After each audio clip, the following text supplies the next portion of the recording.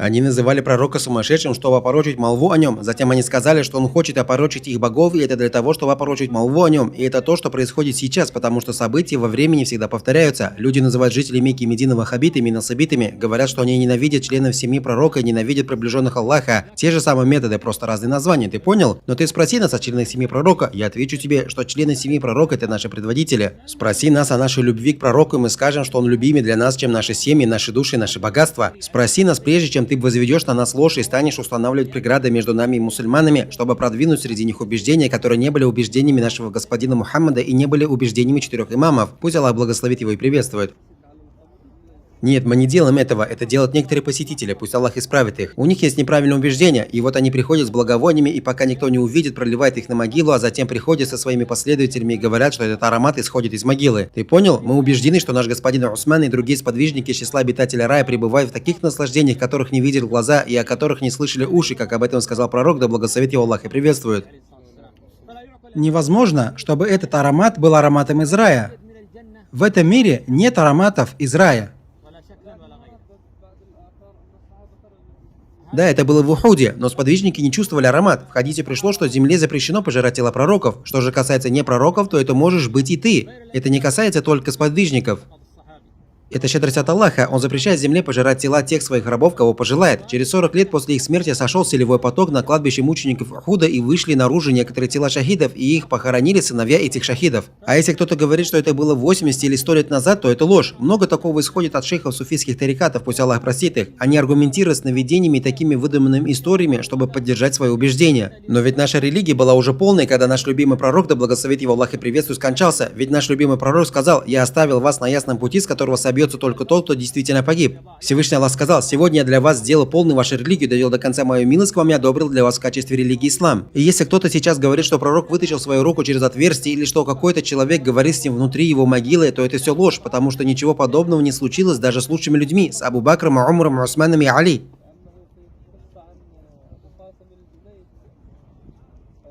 Не жаль этих людей. Они будут спрошены перед Аллахом о тех мусульманах, которые они ввели в заблуждение. Брат мой, любовь к пророку не заключается в выдумке снов. Любовь к пророку, да благословит его Аллах и приветствует, является обязательной. Любовь к посланнику – это часть веры. Мы не должны поддерживать свои убеждения ложью и обманом. Они делают это, чтобы продвинуть убеждения, которые не были убеждениями Мухаммада, да благословит его Аллах и приветствует, и не были убеждениями 4 имамов. Я не говорю сейчас про Абу Бакра, Умара, Усмана и Али. Давай возьмем имама Шафи'и и имама Абу Ханифу. Многие люди заявляют, что следуют за ними. Они не делали многое из того, что делают эти их последователи.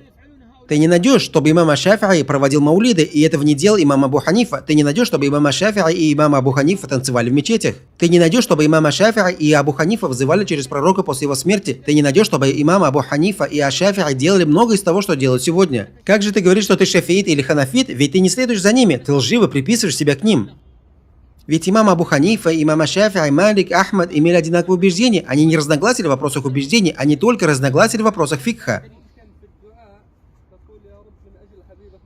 Ты можешь говорить: «О Аллах, я прошу тебя посредством моей любви к твоему пророку», если ты хочешь. Но нельзя говорить: «Я прошу тебя посредством высокого положения пророка». Потому что Всевышний Аллах сказал: «О люди, вы нуждаетесь в Аллахе». Все мы нуждаемся в Аллахе, и пророки, и не пророки. Также Аллах сказал: «Если мои рабы спросят тебя обо мне, то ведь я близок и отвечаю на зов молящегося». Почему я сказал тебе, что ты можешь говорить: «О Аллах, я прошу тебя посредством моей любви к пророку»? Потому что любовь к пророку – это часть веры.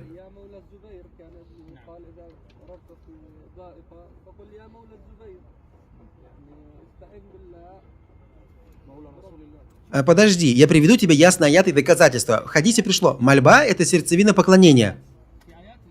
Посмотри на любые мольбы. Например, Аллах сказал: «Ваш Господь сказал: взывайте ко мне, и я отвечу вам». Также Аллах сказал: «Если мои рабы спросят тебя обо мне, то ведь я близок». Также Аллах сказал: «Кто отвечает на мольбу нуждающегося, когда он взывает к нему?» Множество аятов, где Аллах сразу же направляет нас к себе. Также достоверные хадисы. Ты видишь, что пророк, да благословит его Аллах и приветствует, сидел на осле, а сзади него сидел Ибн Аббас. Грудь Ибн Аббаса была прислонена к спине господина посланников. Нет близкого положения, которое было бы ближе, чем это. Пророк сказал ему: «О мальчик, я обучу тебя важным словам. Если ты просишь, то проси у Аллаха. Если ты обращаешься за помощью, то обращайся за ней к Аллаху». В достоверных хадисах и доводах ты не найдешь, что посланник Аллаха посоветовал кому-то из подвижников просить Аллаха через его положение или его право. Эта история, которую привел брат, пусть Аллах простит нас и тех, кто упоминал эту историю, это история о слепом человеке и некоторые другие истории. Они недостоверны. Многие ученые сказали, что эти истории относятся к числу выдуманных хадисов. Дорогой брат, почему мы возвращаемся к историям, которые критиковали ученые, и оставляем те истории, в достоверности которых ученые были единогласны? А ведь поклонение извлекается только из достоверных хадисов. Нельзя приводить в вопросах поклонения слабые и выдуманные хадисы, а иначе мы станем заблудшими. Ты понял? А те слова, которые привел брат, не являются многобожием, но эти мольбы противоречат религии. Но многобожие, когда человек предает Аллаху равных, это, например, если человек говорит «помоги мне, о посланник Аллаха». Почему? Потому что любимый пророк, пусть Аллах благословит его, членов его семьи и всех его сподвижников, был на этой же земле, где ты сейчас стоишь, и завязывал камни к своему животу от сильного голода. И он говорил, кто проявит щедрость к моему гостю, тому будет рай. И его, да благословит его Аллах и приветствует, ударили во время битвы при Ухуде, и он был ранен в голову, и ему сломали зуб, и его пречистая кровь текла по его лицу. Но он не смог помочь самому себе. Более того, он говорил своей дочери Фатиме, которая была его частичкой: «Проси у меня, что хочешь из моего имущества, но я ничем не смогу помочь тебе перед Аллахом». Мы не лучше его дочери Фатиме, чтобы просить его о помощи. Мы не лучше его сподвижников, которые голодали, а пророк плакал из жалости к ним, но не мог их накормить. Да благословит его Аллах и приветствует. Ты понял? Если мы говорим о мольбе, то мы говорим: тебе одному мы поклоняемся, тебя одного молим о помощи. Мы посвящаем мольбы только Аллаху. Ты понял? Что же касается того, кто говорит: «О Аллах, я прошу тебя посредством права такого-то человека или посредством его высокого положения», то эта мольба является ошибочной, но она не является многобожием. Но говорящий так ошибается. Почему? Потому что Аллах... Да, ты говоришь: мир тебе, о посланник Аллаха, милость Аллаха, его благодать. Ты просишь благословения мира для любимого пророка. Это одно из лучших поминаний Аллаха. Ты говоришь: о Аллах, я прошу тебя, чтобы ты благословил Мухаммада, членов семьи Мухаммада, как ты благословил Ибрагима, членов семьи Ибрагима. Поистине ты достохвальный славный. Если ты много просишь благословений для пророка, то посредством этого Аллах удаляет печали и тревоги, потому что это благой поступок. Но если человек говорит: о Мухаммад, о посланник Аллаха, заступить за меня, то это уже запрещено, потому что Аллах сказал в суре Аль-Джин: мечети принадлежат Аллаху, не взывайте же никому наряду с Аллахом. Если ты хочешь заступничества господина Мухаммада, то следуй за ним, а затем говори, обратившись лицом к Каабе: о Аллах, сделай так, чтобы твой пророк заступился за меня. Ты должен просить Аллаха, чтобы он позволил пророку заступиться за тебя, потому что у заступничества два условия. Какие эти условия? В Аят Аль-Курси сказано: кто станет заступаться перед ним без его дозволения, а в другом аяте сказано: они заступаются только за тех, кем он доволен. Аллах не дал пророку заступиться за Ибн Аби Салюля, когда пророк хотел попросить для него прощения. Также не дал ему заступиться за его дядю Абу Талиба, а также за его мать. Аллах разрешил ему посетить ее могилу, но не разрешил обращаться за нее с мольбами. А ведь это его мать. Если бы там было разногласие, то пророк не сказал бы Сааду ибн Аби Вакасу: бросай, и пусть мои отец и мать станут выкупом за тебя. Нет разногласия в том, что они в аду. Потому что пророка, да благословит его Аллах и приветствует, спросили в достоверном хадисе. Пришел бедуин и спросил: где мой отец, у посланника Аллаха? Он ответил: в аду. Он сказал: мой отец и твой отец в аду. Брат мой, когда пророк грустил из-за смерти Абу Талиба на неверии, Всевышний Аллах сказал ему: воистину ты не сможешь наставить на прямой путь тех, кого возлюбил, только Аллах наставляет на прямой путь тех, кого пожелает. Мухаммаду это не навредит, он господин первых и последних, он господин сынов Адама, он самое любимое творение для Аллаха. Вне зависимости от того, умерли ли его родители в исламе или не в исламе, это не навредит ему, да благословит его Аллах и приветствует. Ни одна душа не понесет чужого бремени. Но некоторые люди впадают в чрезмерность и излишество и отрицают этого. Более того, некоторые люди, к сожалению, настолько сильно противоречат пророку Мухаммаду, что они даже отказались читать в Коране суру Аль-Масад. Они говорят, что в этой суре упоминается недостаток пророка. Пусть Аллах убережет нас от таких слов, потому что Абу Лахаб был дядя пророка. То есть они дошли до такой степени, что отвергают то, что утвердил Аллах. И это все из-за лживой любви, перешедшей границы. Мы любим пророка больше самих себя, но доказательство любви к пророку... Аллах сказал: скажи, если вы любите Аллаха, то следуйте за мной, и тогда Аллах возлюбит вас. Если бы была возможна любовь без следования, то христиане были бы в раю. Они заявляют о своей любви к Айсе, но разве они будут воскрешены вместе с Айсой? Нет, потому что они изменили религию Айсы. Точно так же община Мухаммада. Кто из них будет лишен заступничества Мухаммада, да благословит его Аллах и приветствует? Те, которые противоречили его сунне и его пути, даже если они говорили, что любят его. Ты понял? Правдив своей любви к посланнику Аллаха. Тот, кто следует за посланником Аллаха. Ты найдешь это во многих хадисах.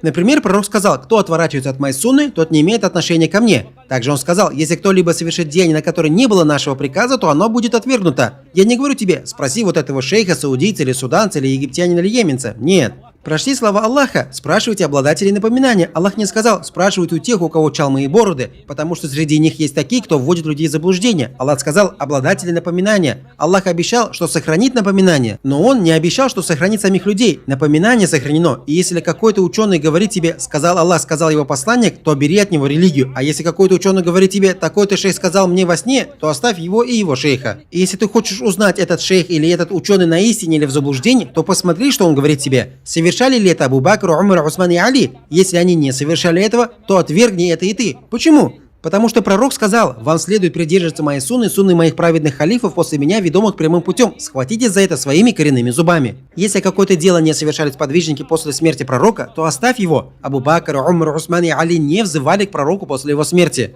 Они не отмечали маулиды, они не танцевали в мечетях, они не искали благодати в его могиле после его смерти. Все это ложное убеждение. Мы даже не должны спорить о них, потому что Абу Бакр, Умар и Усман и Али, которых похвалил посланник Аллаха, и за которыми он повелел нам следовать, не совершали все эти действия. А если кто-то совершает эти действия, то он тем самым заявляет, что он знает то, чего не знали Абу Бакр, Умар, Усман и Али.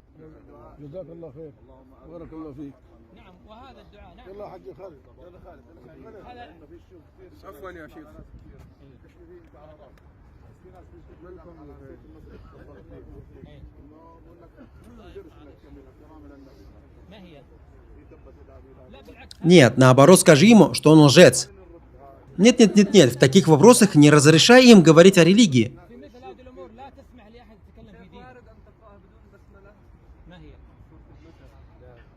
Нет, это касается только суру Ат-Тауба. Все суры ты начинаешь с произнесения истиаса и слов «Бисмилляхир рахманир рахим», за исключением суры Ат-Тауба.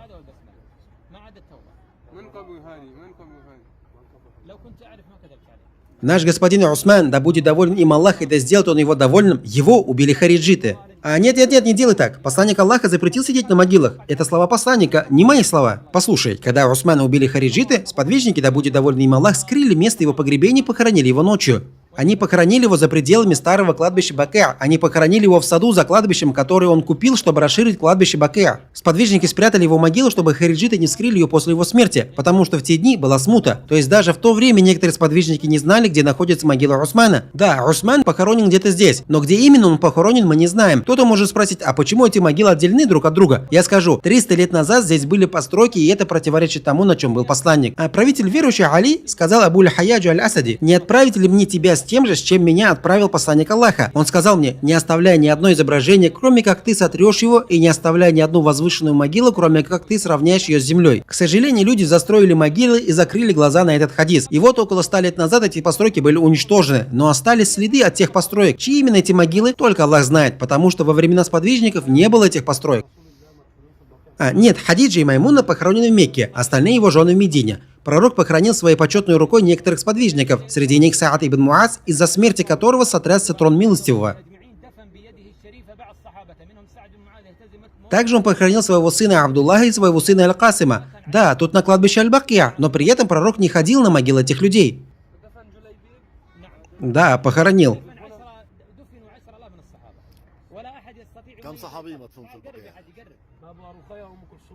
На кладбище Бакиа. Я тебе вкратце расскажу историю этого кладбища, но сначала отвечу этому шейху. Говори, шейх. Да, через 1000 лет после пророка их построили, а 100 лет назад их убрали. Это противоречит сунне и не является для нас доводом. Довод – это слова посланника Аллаха. Подойди поближе, подойди ближе. Тавассаль бывает 3 видов. Тавассаль узаконенный, тавассаль запретный и тавассаль, который является многобожием. Узаконенный тавассаль бывает 3 видов. Во-первых, тавассаль через имена и атрибуты Аллаха. Во-вторых, тавассаль через свои праведные дела. В-третьих, тавассаль через мольбу живого праведника. Когда наш господин Умар делал тавассаль через Аль-Аббаса, он не делал тавассаль через него самого как личность. Он делал тавассаль через мольбу Аль-Аббаса. И Умар сказал: раньше мы делали тавассаль через посланника Аллаха, а сейчас мы делаем тавассаль через дядю посланника Аллаха. Тавассаль через мольбу другого человека разрешен. Сподвижники говорили: о посланник Аллаха, попроси у Аллаха для нас, потому что сильная засуха. И пророк поднимал руки и просил для них. Но когда любимый пророк умер, никто из сподвижников не шел на его могилу. Нет, они обратились к Аль-Аббасу, который был живым. Не думай, что они просили через Аль-Аббаса как личность. Точно так же, как ты идешь и говоришь: мама, сделай за меня дуа. Но если твоя мама умрет, ты что, пойдешь на ее могилу и будешь просить ее сделать дуа за тебя? Это не является достоверным. Нет, они в судный день скажут людям: идите к посланнику Аллаха. То, что ты привел, не является достоверным. Но даже в судный день, когда это произойдет, они же все будут живыми. Аллах оживит всех людей. И люди придут к посланнику Аллаха, а Всевышний Аллах не разрешит ему заступаться, пока он не падет ниц, и тогда Аллах скажет: вставай и заступайся, и твое заступничество будет принято. Если бы пророк сам решал заступаться или нет, то он не падал бы ниц перед Аллахом, но заступничество во власти Аллаха. Если ты хочешь получить заступничество Мухаммада, то скажи: о Аллах, разреши своему пророку заступиться за меня. Потому что Аллах сказал: кто станет заступаться перед ним без его дозволения? Как ты можешь просить пророка напрямую? Так не делал ни Абу Бакр, ни Умар, ни Усман, ни Али, ни 4 имама. Как тогда я могу делать это? Я что, более знающий, чем они? Или мой путь более правильный, чем их? Я скажу тебе кое-что. На кладбище Бакиа похоронен глава лицемеров Ибн Аби Салюль. И также здесь похоронены одни из лучших творений Аллаха: Усман ибн Аффан, Аль-Хасан ибн Али, Фатима, госпожа женщин рая, мать верующей Айша и другие. А Али убили в Ираке, его могила неизвестна. Я скажу тебе кое-что. На всей земле неизвестно точно ни одной могилы пророка и ни одной могилы сподвижника, кроме могилы Мухаммада и его 2 сподвижников. Остальные могилы сподвижников, будь это в Аль-Бакиа или за ее пределами, неизвестны, потому что сподвижникам приказал сам пророк скрывать могилы. Они не должны были писать на них имена, строить что-то на них и как-то их выделять. И любой, кто сейчас заявляет, что могила Аль-Хусейна в Египте или в Ираке или здесь, эти люди просто хотят получить себе деньги за счет этих могил. В Египте нет даже одного волоса нашего господина Аль-Хусейна, даже одного волоса. В некоторых книгах передано, что его голова была захоронена на кладбище Аль-Бакиа, не в Ираке. Могилы нашего господина Аль-Хусейна и могила Али были скрыты от людей, потому что те, которые убили его, могли скрыть и его могилу. Поэтому сподвижники скрыли их могилы. Да, его голову привезли сюда. Случилась смута и закончилась.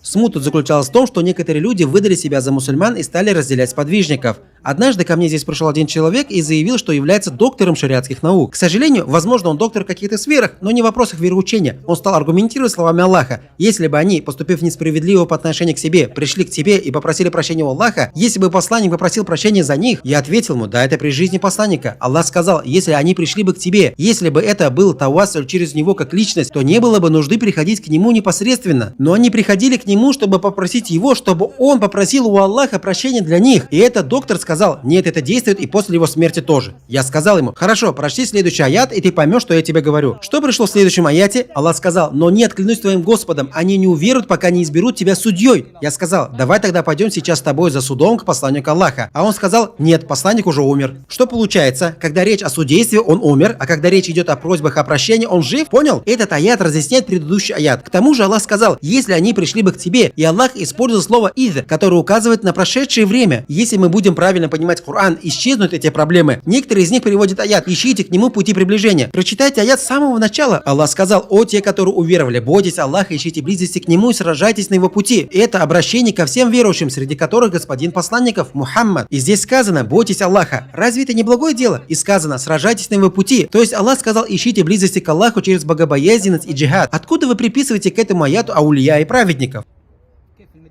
В Медине или за пределами Медины? Я приведу те самые известные походы: Бадр, Ухуд, битва Аль-Ахзаб. Пророк, да благословит его Аллах и приветствует, участвовал в них. Битва Урва — это и есть битва Аль-Ахзаб. Пророк, да благословит его Аллах и приветствует, участвовал в ней. Вот смотри, большая гора перед тобой, за ней находится гора Ухуд, а вот там есть гора в той стороне, там была битва Урва. Это на юге. Да, гора Ухуд. Я расскажу тебе про Аль-Бакиа. Сподвижники говорили: мы спустились в кладбище Аль-Бакиа. То есть они выходили из мечети и спускались вниз. А ты сейчас спускаешься или поднимаешься? Могилы сподвижников сейчас на глубине 5 метров. Поэтому ты поднимаешься. Здесь одни могилы над другими могилами. Поэтому кладбище стало высоким. Даже если просто поразмыслишь, то поймешь, что невозможно узнать, где именно похоронены какие сподвижники, потому что их могилы внизу. До сегодняшнего дня здесь хоронят людей после утренней молитвы. Здесь похоронены миллионы людей. И здесь неизвестно, где находится чья могила. Даже люди, которые похоронили 3 года назад, их могилы неизвестны нам, потому что пророк запретил писать имена на могилах. Действия жителей Египта не являются доводом в религии. Довод — это сказал Аллах, сказал его посланник. Но послушай, что я скажу. Жители Египта лучше знают, что происходит у них. Если у них есть какая-то нужда в написании имен, то Аллах знает лучше об этом. Я привожу тебе от любимого пророка, да благословит его Аллах и приветствую, что он запретил писать на могилах. И это пришло во всех 4 мазхабах. И также запрещено сидеть на могилах. Брат мой, если пророк говорит «не делай», а ты делаешь, то какого постановления? Да, это противоречит сунне, а противоречие сунне запрещено.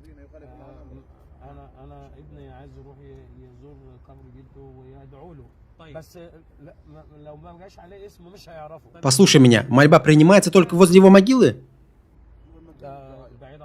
Все, пророк сказал, когда сын Адама умирает, все его дела прекращаются, кроме 3. Какие это дела?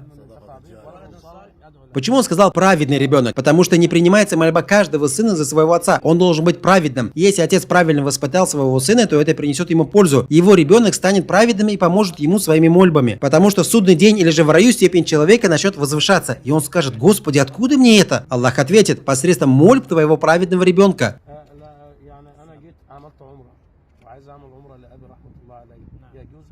Да, разрешено совершать умру за своего отца, за свою мать. Ты также можешь раздавать от их имени милостыню, обращаться за них с мольбами, сделать от их имени вакф. Все это является проявлением благочестия к ним после их смерти.